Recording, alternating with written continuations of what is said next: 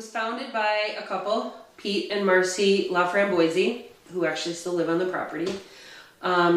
They wanted to be involved in a rescue, and they had volunteered somewhere else, like more of like a typical, what you think of like a pound kind of a place, and it was just a really bad experience. And so they wanted to do something more positive and more, and so they started this in their living room, I think with cats. And then they bought this property, they moved out here. The original building, the one, 2 over, we had dogs and cats in it. Then that middle building got donated. It actually got moved down Rawsonville Road on a trailer. That became our cat haven. Then this building got built out to become the dog retreat. And the idea was just to be a different place for animals, a different kind of an organization.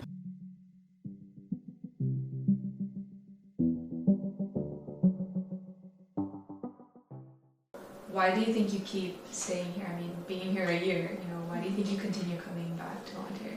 Because the dogs need it. Even though it's tough and it's a lot of pressure, I know that even just now I took out a dog and I took him out into one of the yards for a potty break, and I ran around with him just because he's a big dog and he needs to get his energy out because he's in a kennel about 23 hours a day, and they have a lot of energy. He's a year and a half, and just knowing that I can come and provide that experience for one dog, I know that when I leave here, that dog can sleep a little bit better tonight because he got his energy out and he's tired out, and now he can sleep well. And so I have to keep coming for that. The giving back and helping the animals is why I'm here. And then when I switched to dogs, I'm all in here, and I don't really do anything with the cats anymore. It's just something that I can't leave. I can't quite explain it, but I feel they need somebody to speak for them, the dogs, and there are just so many sad stories around here. So I can't say it's easy. It's very, very stressful.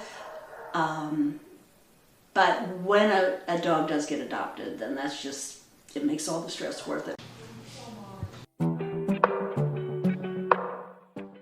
don't know if they're girls or boys. I'll try and figure that out. I want to check you out. We're going to need that. Come here. It is a problem. It's a problem in a lot of the trailer parks, especially. Like I said, I've got 15, but that's down from about 27. And that was because I worked hard at trying to rehome, and at one point I had a eviction notice from my park because feeding ferals is a big thing for them. And so, it was stop feeding. In fact, these ones that I just dropped off today, I put them down for 3 days. I would take them in at night so they didn't freeze to death, and I'd put them back under the bush during the day, and they'd stay under the bush, but I've never seen Mom interact.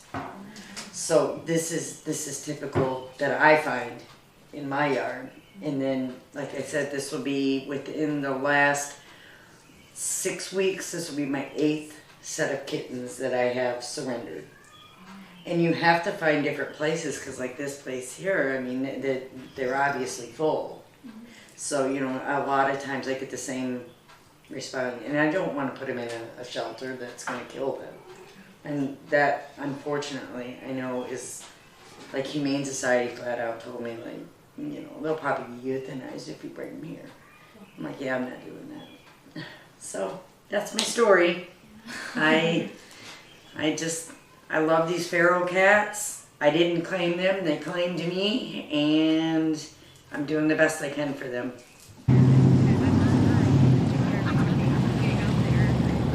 It's very interesting because we've been here 20 years and we're close to Belleville, but a lot of people at Belleville don't even know we're here. So this year in particular, we've really, not myself personally, but another person is working on getting the word out, working with the community, going to community meetings. We're attending more events, trying to spread the word out about us here.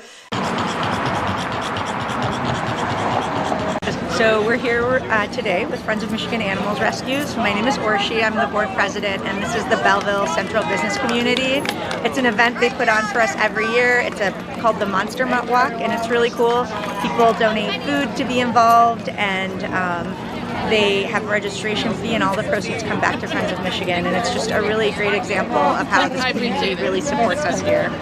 What do you wish more people knew about kind of like these non-government funded, like smaller shelters?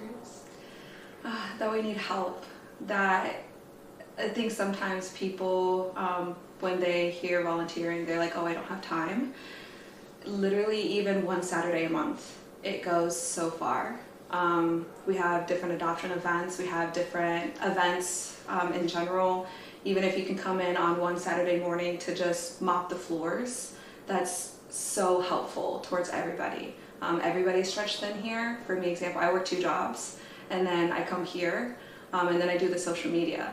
So I am fully booked, but I understand that literally one Tuesday night, it might not be a lot, but it's a lot, you know, and it goes very far.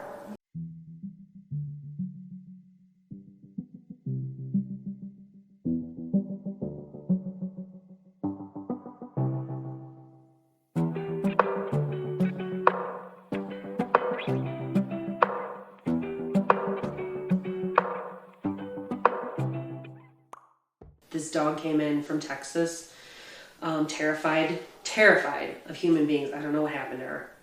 Just terrified though. Came in with puppies. She's a great mom. Just, you couldn't touch her. She'd back into a corner. When dogs get terrified, they back into corners and they pee on themselves. That's what she would do. And I came up here night after night for weeks, and I worked with her. And I'd come at night, and when nobody was around, I'd get her to trust me. Finally got a leash on her, got her to walk. Months and months of this. And one day we were out in the yard, and I threw a ball, and she chased it, and she picked it up, and she ran around with it.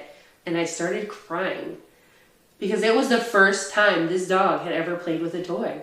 I mean, at least in the time she'd been here. I don't think she knew what a toy was or what to do with it. And it was just like, when you make that difference for somebody, like, she's mine now. She just ended up not being adoptable. So I got her while she was here. She bonded with another dog that had come in that was also kind of not adoptable.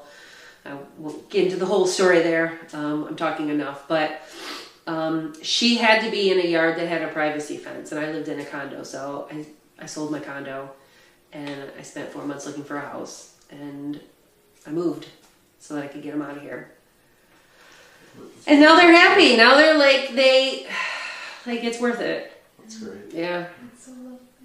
And I know other people here that have done things like that. That just adjust their lives and take home these animals that nobody else wants or can handle or understand or. And our president took home, we had a dog that had been here 4 years. She was a fence jumper. She was a black pitty who jumped fences, and nobody wanted her. She was the sweetest dog, but she jumped fences. So the president, or the person who's the president now, took her home at the time and installed these rollers on top of all of her fences around her yard so that she couldn't grip it, like if she jump up, so she couldn't jump the fence. Yeah. Because we're crazy. I don't know. Our mission is to help as many animals. You know, people write these real fancy statements, but honestly, it's just to help as many animals as we can that come through our door.